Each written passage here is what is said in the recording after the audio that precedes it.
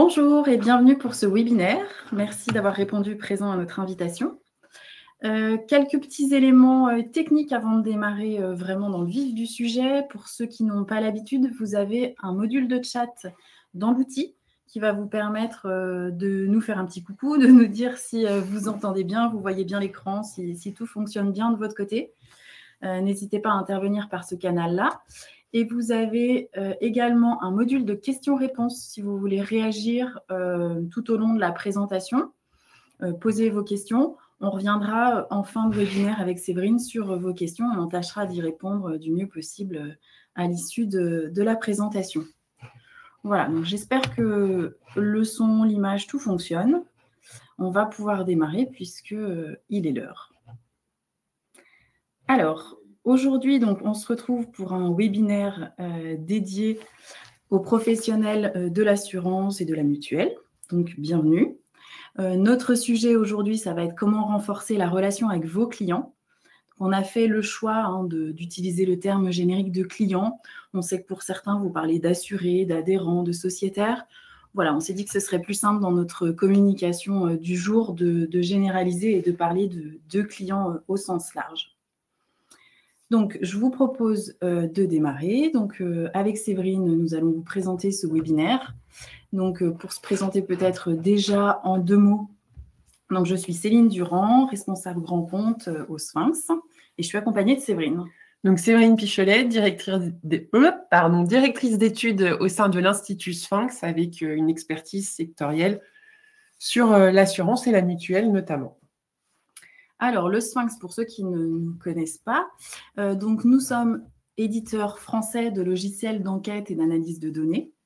Nous sommes également un institut d'études qui va pouvoir vous aider à mettre en place vos projets d'études, vous accompagner ou le faire pour vous si vous souhaitez déléguer cette mission-là à un institut. Donc, l'institut aujourd'hui, il est composé d'une 15aine de personnes qui vont vous accompagner avec des méthodologies quantitatives, qualitatives ou mixtes pour répondre à vos problématiques.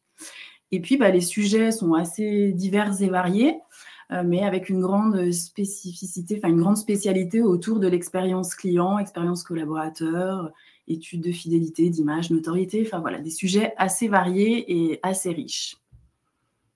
Donc, fin de la petite présentation, je vous propose qu'on rentre dans le vif du sujet, donc comment renforcer la relation avec vos clients. Alors, pour démarrer, on va vous faire un petit point de contexte sectoriel, on va dire. Donc, peut-être des choses que vous savez déjà, puisqu'elles vous concernent directement, mais qui vont nous aider à vraiment contextualiser notre discours de la suite par rapport à des éléments qui vous concernent directement. Donc, quelques spécificités relationnelles par rapport à votre secteur. Le premier, bien évidemment, c'est qu'on est sur un marché qui est concurrentiel, avec peu de différenciation produit. Les offres peuvent parfois être perçues comme difficiles à comprendre et assez proches entre elles. Donc, vraiment, la relation client va être un critère de fidélisation qui va être central. On a aussi un cycle de vie du client qui va être assez long. Les gens sont généralement clients au sein de vos organismes pour plusieurs années, avec des échanges qui sont rares, qui vont tourner autour des cotisations, des remboursements, et qui peuvent parfois donner une impression de froideur. On a peu d'interactions, mais c'est des interactions qui vont être décisives. Et dernier point, alors il y en a d'autres, bien évidemment, mais dernier point qu'on va mettre en avant, c'est le fait qu'on va être sur une relation qui est à la fois multi-acteur et multicanal. Pourquoi ? Parce que votre client, il peut interagir directement avec le service client, mais également via l'espace en ligne, mais ça peut être aussi par un courtier ou un agent général, et parfois, ça peut vraiment complexifier la relation. Quelques chiffres qui vous concernent également. Donc, d'abord, ce premier chiffre que j'ai trouvé très intéressant, 82% des Français attendent des solutions plus personnalisées, créées sur mesure en fonction de leurs besoins. Ça, c'est une étude qui a été faite par Opinionway en 2025 pour AEMA Group et qui montre vraiment ce qu'on peut voir déjà par ailleurs, qui est cette ultra-personnalisation qui est souhaitée par tous. Deuxième chiffre, 80% des clients d'assurance en France utilisent désormais des canaux digitaux pour interagir avec leur assureur. Et ce deuxième chiffre, il est d'ailleurs appuyé par ce troisième, avec 50% des clients qui ont téléchargé l'application mobile de leur assurance ou de leur mutuelle. Donc, d'abord, l'ultra-personnalisation, mais aussi une digitalisation qui est de plus en plus importante. Donc, on a vraiment une relation qui est en pleine transformation. Alors, en pleine transformation, pourquoi ? Parce que historiquement, en fait, c'est une relation qui est basée sur un contrat de confiance, notamment parce qu'en fait, le client, il ne peut pas vraiment juger de la qualité de son contrat tant qu'il n'en a pas eu besoin. Et on est justement sur des contrats dont on n'a pas l'utilité au quotidien. Quand est-ce qu'on va avoir besoin de faire appel à ces contrats ? Souvent, c'est dans des moments de vérité qui peuvent être un peu critiques. Pourquoi ? Parce que ça peut être un accident, un problème de santé, un arrêt de travail. Donc, c'est des événements où il y a un fort impact émotionnel et le lien, il va vraiment se jouer en quelques minutes. Donc, la qualité des échanges et l'écoute qu'il va y avoir à ce moment-là vont compter pour le client au final autant que la solution qui va être apportée. Je l'ai un peu déjà dit, mais on est sur des attentes qui sont renforcées. Renforcées pourquoi ? Parce que les clients deviennent de plus en plus exigeants, de plus en plus mobiles, et il y a une évolution des usages et de l'omnicanalité qui fait qu'on se rapproche de plus en plus d'autres types de secteurs comme le retail ou la banque, avec des souhaits d'immédiateté, des interactions qui soient ultra personnalisées, même quand on est en self-care, beaucoup de transparence, y compris si on est sur des litiges ou des difficultés.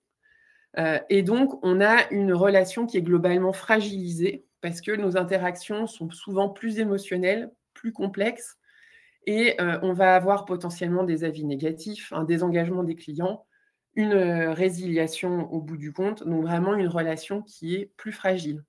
Donc là, l'objectif de notre webinaire aujourd'hui, c'est vraiment de voir comment, notamment à travers les dispositifs d'écoute client, on peut rester présent dans la relation, y compris lorsqu'elle se tend.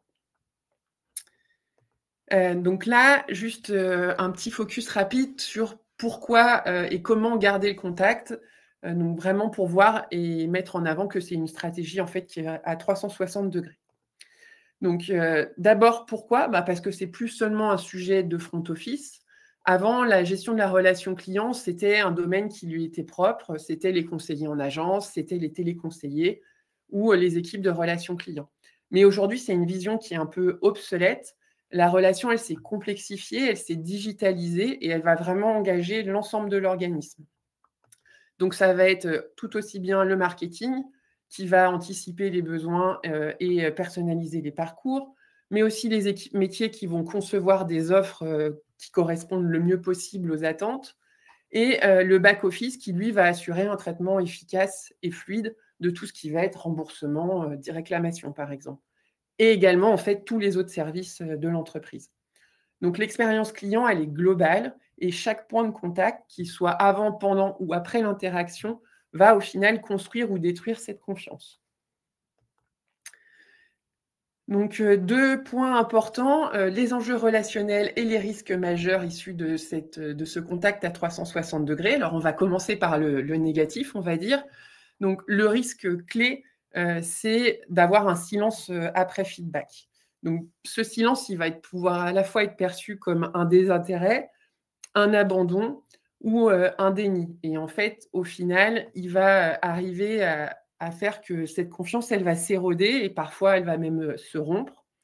Alors qu'au final, un simple accusé de réception personnalisée, une réponse rapide, un recontact en cas de verbatim négatif, ça peut inverser complètement la perception que le client va avoir. Donc l'idée, c'est de se dire que garder le contact, ce n'est pas une fin en soi, mais vraiment, c'est un moyen de construire une relation qui soit durable et engageante. Donc de ce risque, on va avoir 3 enjeux qui vont être stratégiques. Le premier, ça va être la fidélisation. Donc on est dans un contexte de résiliation qui est facilité. Il y a d'abord eu la loi Hamon en 2015 et en 2019, la résiliation infra-annuelle sur les contrats de santé. Donc là, on va avoir des clients qui peuvent être plus à risque s'ils sont désengagés ou peu sollicités. Donc des enquêtes de satisfaction courtes vont pouvoir aussi permettre de travailler cette fidélisation. On a aussi un enjeu autour du parrainage et de la recommandation. Les clients satisfaits sont des ambassadeurs potentiels. Souvent, ils sont sous-exploités. Donc là, l'idée, c'est de mettre en place des dispositifs de parrainage ou de sollicitation d'avis, parce que l'expérience vécue va vraiment être considérée comme un acte de promotion. Et le dernier point sur lequel on reviendra également, c'est la e-réputation. Donc, c'est une vitrine qui est incontournable, même pour des secteurs moins exposés comme l'assurance santé, par exemple, ou la prévoyance. Donc, je vais maintenant passer la main à Céline, qui va vous expliquer comment capter l'ensemble des signaux exprimés par les clients, qu'ils soient positifs ou négatifs, les deux sont vraiment importants, pour mieux comprendre leur vécu, détecter les leviers d'amélioration et valoriser ce qui est fait de bien. Alors, un des outils essentiels, ça va passer effectivement par les enquêtes que vous connaissez, que vous réalisez probablement déjà, et notamment les enquêtes à chaud. Donc, les enquêtes à chaud sont des enquêtes qui sont réalisées au plus proche de l'événement ou de l'interaction. Ça peut être par exemple à la suite de la souscription d'une assurance auto en ligne, suite à un échange avec un conseiller sur une problématique de remboursement de frais de santé. Voilà, les sujets peuvent être très variés, très vastes. L'idée, c'est vraiment d'avoir une enquête, un questionnaire qui soit très court, très ciblé donc sur la problématique, sur le parcours client, le moment de vie. Et l'objectif ici, c'est de repérer les signaux faibles avant qu'ils ne deviennent des irritants majeurs. Et qui dit irritant majeur dit potentiellement un client qui se désengage, comme on disait tout à l'heure, et qui peut finir par partir, par vous quitter. Donc voilà, on a effectivement donc un fort intérêt à réaliser ces questionnaires à chaud, d'être également très réactif du coup dans la réponse que vous allez apporter si détection il y a d'un irritant client par exemple. Et voilà, c'est une des sources importantes d'informations.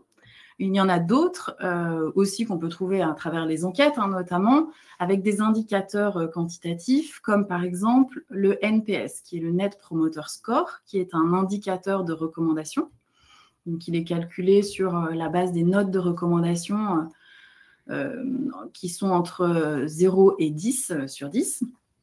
Voilà, ça va nous permettre donc de segmenter le portefeuille client en fonction de ces niveaux de recommandation. On va avoir nos promoteurs, ceux qui ont donné une note de recommandation de 9 ou 10. Nos détracteurs, à l'inverse, qui, eux, donc, ont une note de 6 ou moins sur 10, entre 0 et 6, quoi. Et au milieu, on a les neutres, ceux qui se positionnent un peu entre les deux et qui, finalement, peuvent aussi très facilement basculer, alors soit dans le positif dans nos promoteurs, soit plutôt parmi les détracteurs. Donc, ce qu'on va essayer d'éviter. Voilà, donc le NPS est un indicateur phare qui vous permet aussi de vous benchmarker par rapport aux autres organismes du secteur. Et il y a aussi d'autres indicateurs intéressants, importants, des indicateurs notamment d'effort. Quel est l'effort qu'on a fourni pour souscrire notre contrat d'assurance en ligne ? C'est un indicateur qui est assez révélateur. Si le taux d'effort est très élevé, potentiellement, c'est un client qui a souscrit aujourd'hui mais qui ne resouscrira pas demain. Voilà, donc ça, il y a un ensemble d'indicateurs. On en a parlé, je ne sais pas si vous avez pu être présent, mais on a organisé différents webinaires cette année autour du sujet de l'expérience client. Et on a un webinaire notamment où on a vraiment axé le sujet autour de ces indicateurs clés. Donc n'hésitez pas, vous pouvez retrouver tous nos webinaires sur notre site internet. Voilà. Donc là, on était vraiment donc, sur l'enquête comme outil. Au-delà de l'enquête et des chiffres, de l'aspect quantitatif, là où vous avez une mine d'or d'informations, c'est dans vos verbatims, dans vos corpus. Vos clients vont évoquer plein de sujets divers et variés. Il est important d'aller les lire, d'aller les analyser, en extraire le contenu et ensuite, l'idée étant de mettre en place des plans d'action ciblés. Donc, dans ces verbatims, on va pouvoir identifier des frictions récurrentes. Donc, ce sont des tensions ou dysfonctionnements qui peuvent être ponctuels ou structurels. On peut également détecter des micro-irritants, donc des irritants plus faibles, mais qui vont quand même peser sur la qualité perçue et qui peuvent, à terme, créer aussi une rupture. Et puis, on n'a pas que du négatif. On va aussi essayer d'identifier surtout nos points différenciants positifs. Voilà, ce qui est vraiment cité de façon positive par vos clients, de façon à les transformer en atouts relationnels. Vous appuyez dessus, communiquer, etc. Donc, pour l'analyse de nos verbatims, on a différentes méthodes. Donc, on peut déjà commencer par une analyse lexicale à travers la restitution de nuages de mots. On peut aller plus loin sur de l'analyse sémantique, où on va, de l'analyse thématique, identifier les grands sujets qui sont évoqués dans les verbatims. Donc, on peut le faire à travers des grilles de code, des dictionnaires. On peut s'appuyer sur l'IA, qui est aussi présente, disponible dans nos solutions, pour nous aider à construire cette grille de code et à coder tous les verbatims.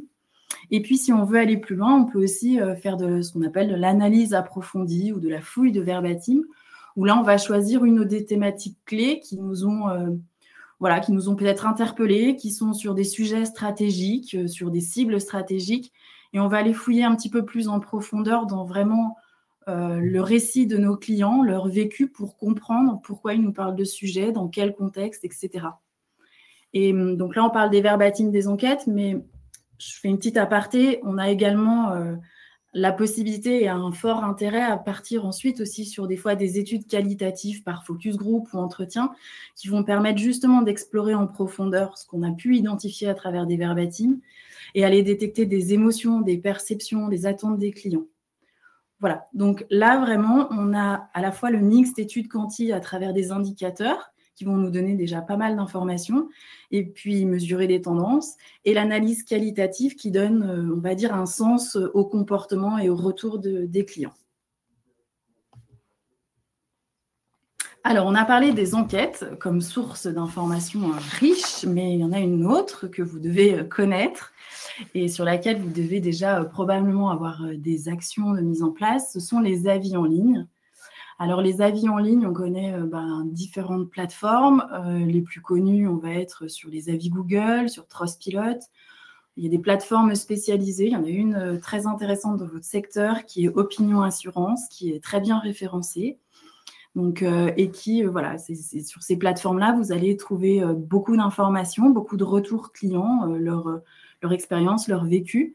Donc, ce n'est pas juste une vitrine de votre image, ce n'est pas juste votre réputation qui est en jeu, entre guillemets.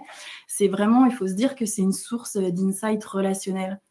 Donc, il faut accorder une importance à la lecture, au traitement, à la réponse de ces avis.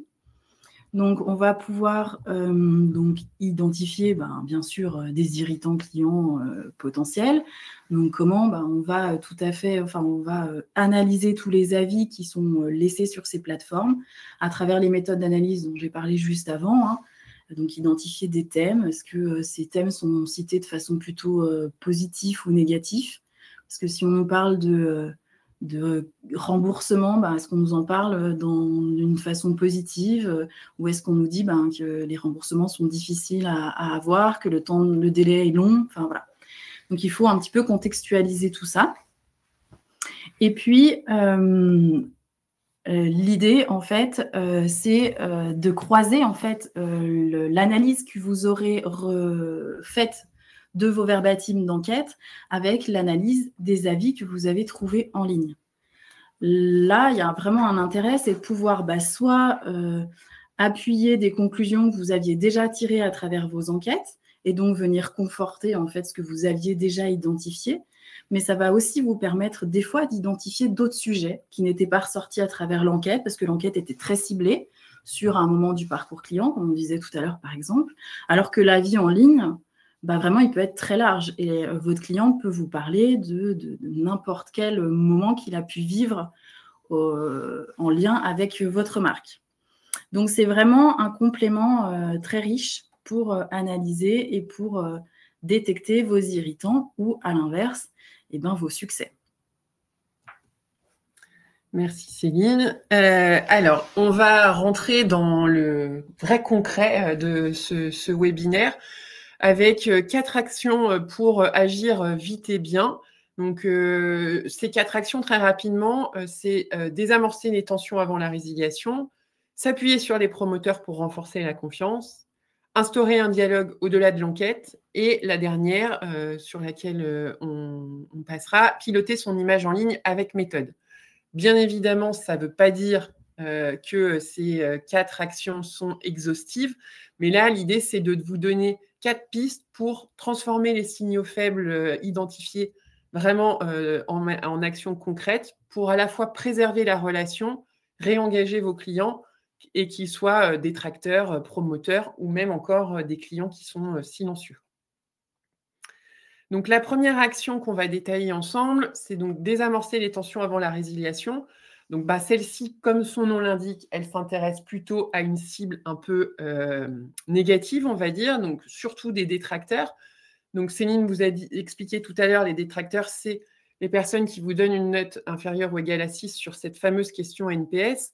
Mais là, on peut aussi avoir une vision plus large des détracteurs et partir du principe, en fait, que c'est toute personne qui va exprimer une insatisfaction. Et dans ces cas-là, en fait, elle ne doit jamais rester sans réponse parce qu'on va déboucher sur un avis négatif en ligne, notamment, ou encore pire, sur une résiliation. Donc, ces détracteurs, il faut voir qu'il y a vraiment 2 risques auprès d'eux. D'abord, tout simplement, un risque de départ vers la concurrence. Ça peut être une autre mutuelle, un autre assureur ou un bancassureur, par exemple. Mais c'est aussi un risque qui va être réputationnel avec des avis négatifs sur des forums, sur les réseaux sociaux ou par le bouche à oreille. Donc, il faut vraiment pouvoir travailler sur ces 2 points-là. Et après, ce qu'il faut quand même voir, c'est qu'à chaque fois, dans le négatif, il y a quand même du positif. Donc là, il y a une vraie opportunité de réengagement dans l'identification de ces détracteurs. C'est une opportunité, en fait, de rappeler les valeurs ajoutées des garanties, de rappeler l'importance de l'accompagnement humain et, pour certains d'entre vous, la logique de solidarité qui va être propre au modèle mutualiste, par exemple. Donc là, on a 2 objectifs avec cette action. C'est de rétablir le lien et de restaurer la confiance du client dès qu'il nous a fait part d'une insatisfaction. Mais c'est aussi de déceler les attentes réelles et les motifs d'insatisfaction qui impactent vraiment la satisfaction globale.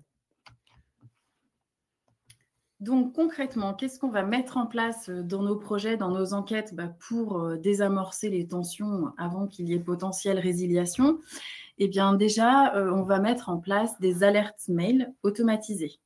Donc, dès qu'un client va exprimer une forte insatisfaction, que ce soit à travers une note de satisfaction, de recommandation ou dans un verbatim, on peut déclencher de façon automatique un email qui soit adressé à un conseiller, à une personne de l'équipe de la relation client, peu importe, une personne qu'on aura identifiée pour prendre connaissance très rapidement de cet irritant, cette insatisfaction et le traiter. Alors, le traiter, ça va être par exemple un recontact personnalisé, donc très rapidement, idéalement sous 48 heures. Donc, on est vraiment dans une démarche d'écoute active. Donc, pour faciliter cette prise de contact, on adresse donc à travers l'email d'alerte la possibilité d'accéder à un formulaire en ligne qui va permettre à la personne qui va réaliser l'appel téléphonique auprès du client de saisir quelques informations, de garder une trace de cet échange pour ensuite avoir un suivi. Vous pourrez aussi mettre en place des indicateurs de suivi sur les rappels qui ont été effectués et voir si effectivement, mesurer l'effet de ce rappel. Est-ce que l'assuré s'est senti entendu? Est-ce que ça a amélioré sa perception, l'image qu'il avait de vous, de votre service, etc. Donc, on est vraiment sur une démarche vraiment très réactive à l'issue de la collecte de l'information issue de l'enquête. Ce qui va être également intéressant, c'est de pouvoir analyser l'impact de ce rappel. Donc, pour cela, ce qu'on propose, c'est d'envoyer un questionnaire seconde chance. On a appelé seconde chance, on peut l'appeler comme on souhaite. C'est un questionnaire très, très court, qui a peut-être que 2 questions, qui sera envoyé au client une fois que le conseiller l'aura rappelé, pour lui demander de réévaluer sa satisfaction, sa recommandation, et ce qui va nous permettre d'avoir un nouvel indicateur qu'on pourra comparer à celui qu'on avait eu initialement et qu'on avait collecté à travers notre enquête à la base. Ça nous permet donc de mesurer l'impact de ce rappel, de voir qu'effectivement, que renouer un contact, ne pas laisser un client exprimer une insatisfaction et rester silencieux, ça montre qu'effectivement, quand on a une action derrière, ça améliore la relation, ça améliore la satisfaction, ça recrée du lien, de la confiance. Et donc, c'est important pour votre client, mais c'est aussi une façon de communiquer sur cette démarche aussi en interne, parce que, comme on l'a dit, c'est vraiment une démarche globale et pas que d'un service. Vraiment, travailler sur la relation client, l'expérience client, c'est une démarche au sein de tout votre organisme. Voilà. On peut passer peut-être à l'action 2. Alors, l'action 2, donc là, on s'est occupé des détracteurs. Là, on va se concentrer sur les promoteurs. Donc, les promoteurs, là, on est sur des notes de recommandation de 9 à 10, comme vous l'avez dit, Céline, tout à l'heure. Mais c'est une intention de recommander. Donc, l'objectif, si vous avez regardé le webinaire, d'ailleurs, le 5e webinaire de la série, on faisait la différence entre la notion de promoteur et la notion d'ambassadeur. Et ben là, c'est de se dire que nos promoteurs, effectivement, c'est des ambassadeurs potentiels, mais il faut rendre cette intention de recommander vraiment concrète. Et donc, on est dans un univers où la confiance et la réputation conditionnent vraiment la fidélité. Donc, la parole de ces promoteurs, elle peut être un atout qui va être stratégique. C'est une source de contenu authentique parce que c'est basé sur une expérience vécue et au final, c'est bien plus crédible que des messages institutionnels. Donc, c'est un levier de recommandation via du bouche à oreille ou du parrainage. Et surtout, en fait, ça peut devenir un vecteur de croissance qui soit durable dans un secteur où, on le sait, les coûts d'acquisition de nouveaux clients sont très élevés. Donc là, derrière cette action, on a également 2 objectifs. Le premier, ça va être de transformer la satisfaction mesurée en réputation visible. Et le second, ça va être d'amplifier la visibilité et la crédibilité de la marque grâce à des recommandations qui soient authentiques. Alors, pour que nos clients nous recommandent, on va les aider un petit peu et notamment, par exemple, mettre en place un système de parrainage. Donc, ce système de parrainage, il peut déjà être initié à travers l'enquête auquel ils vont répondre. Par exemple, je prenais tout à l'heure l'exemple d'une enquête à la suite d'une souscription d'une assurance auto en ligne.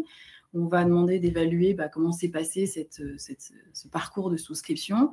On peut, voilà, pour les clients qui sont très satisfaits, leur proposer de nous recommander auprès de l'un de leurs proches.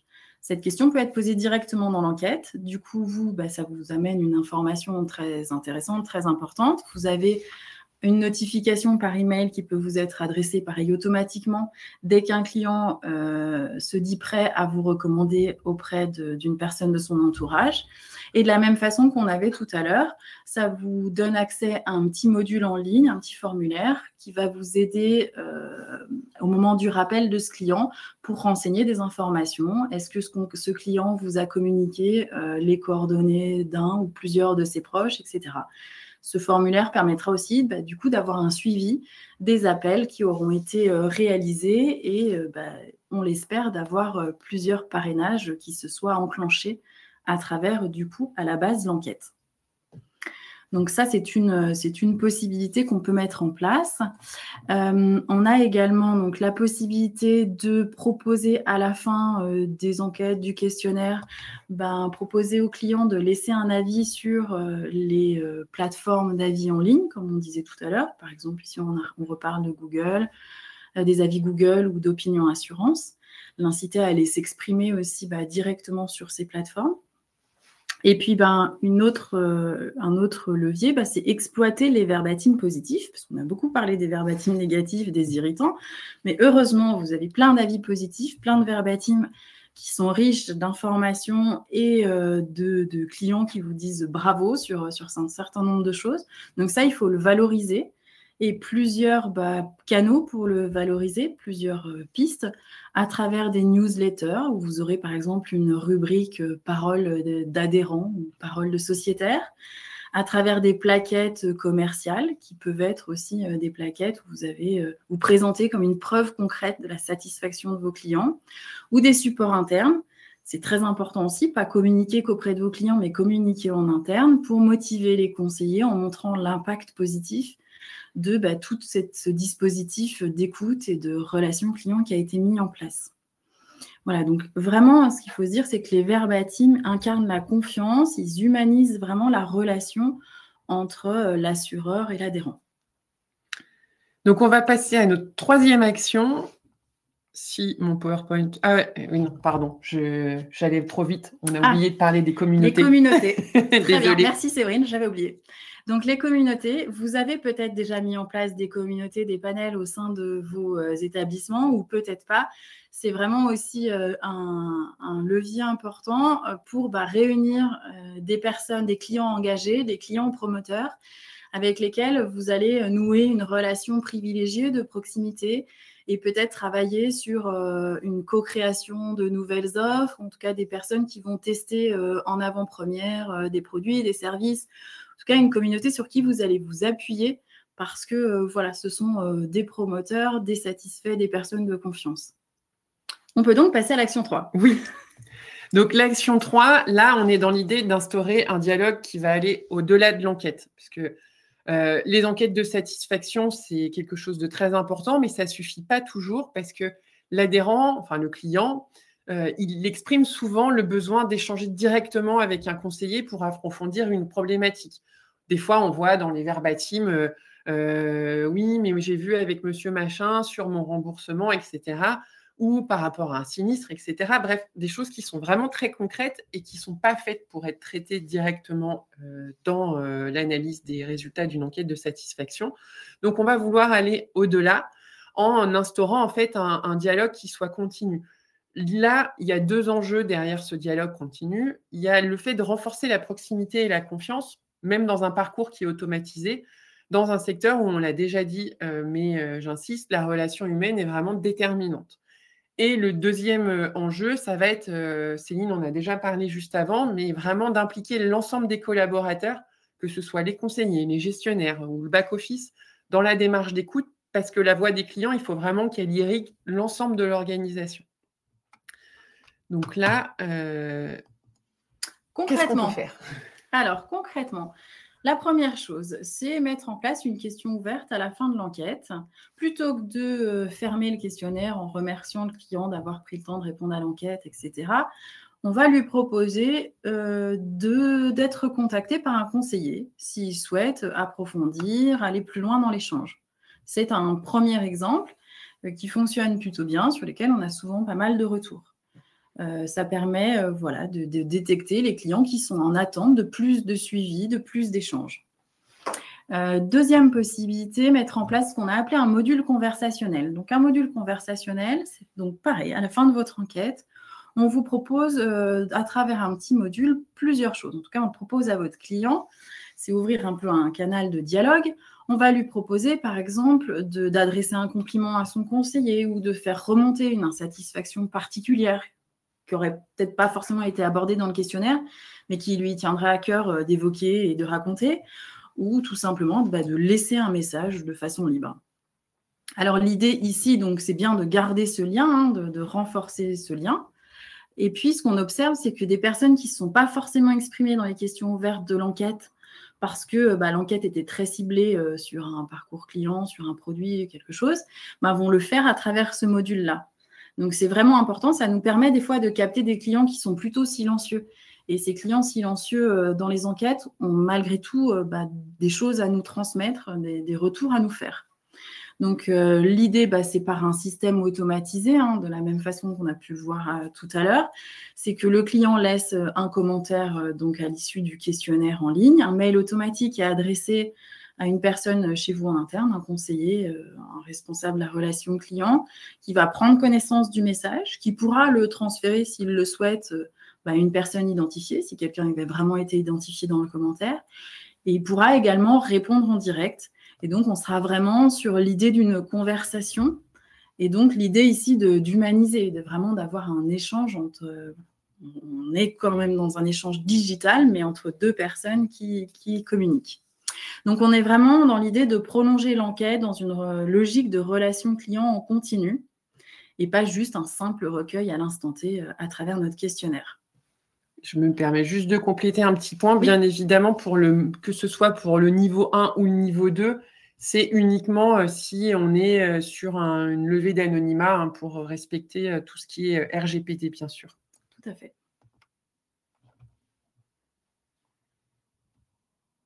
Pardon, j'étais partie à l'action 4, mais il y en a encore une. Donc, bien sûr, en interne, alors je rabâche souvent le en interne, diffuser la voix du client parce que c'est vraiment important.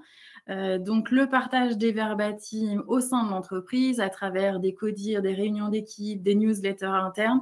Il y a plein de supports, il y a plein d'occasions pour partager en interne la voix du client. et faire ressortir ce que nous expriment nos clients en positif, en négatif. C'est vraiment une source d'information très riche.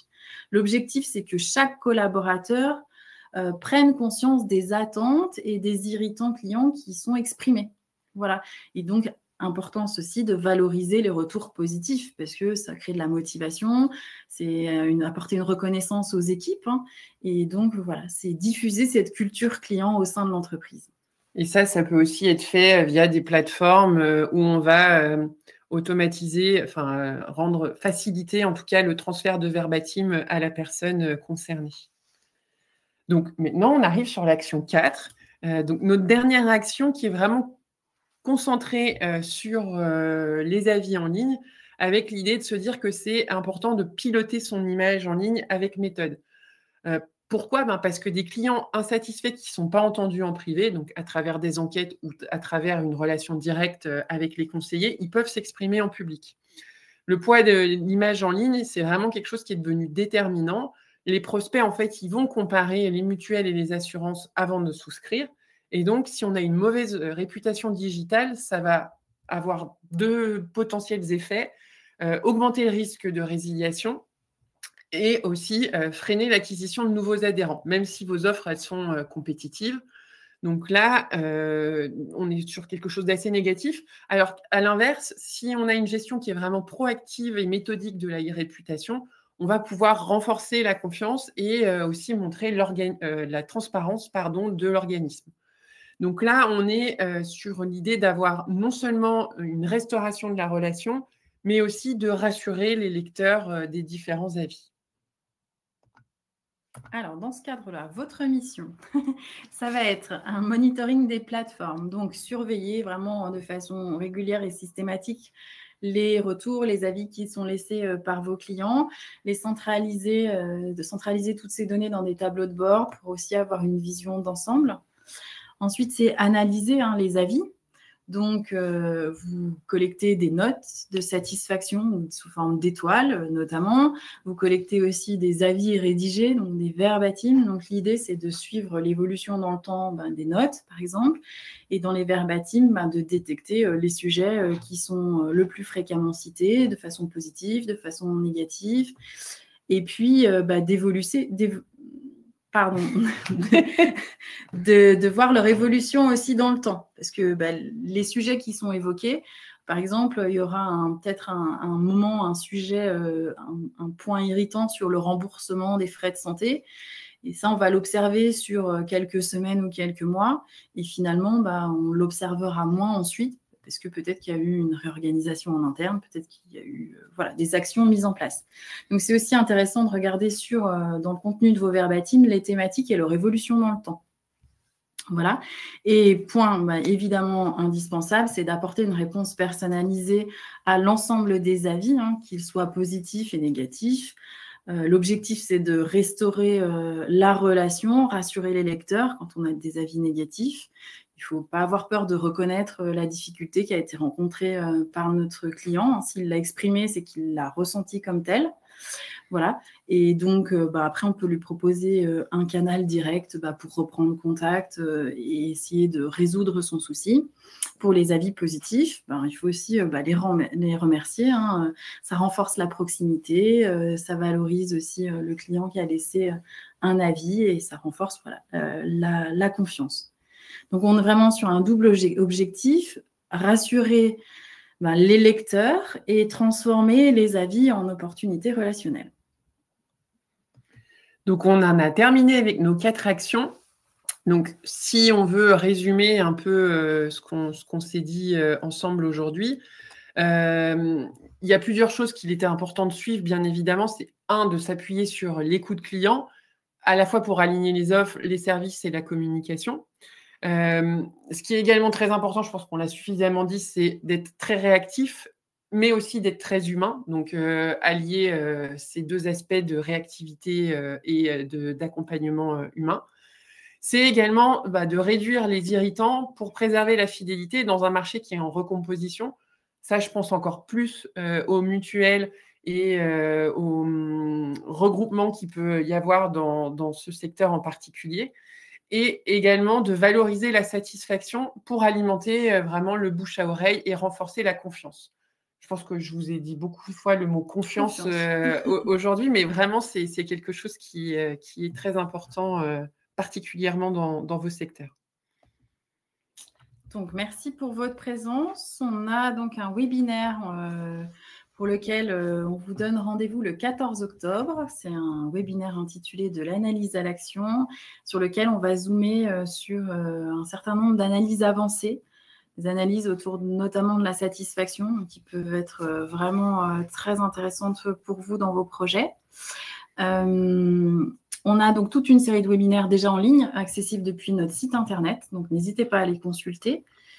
Et puis, on voulait également vous faire part d'une journée qu'on souhaite organiser, une journée de présentation et d'échange qui serait dédiée une fois encore à vous, professionnels de l'assurance et de la mutuelle.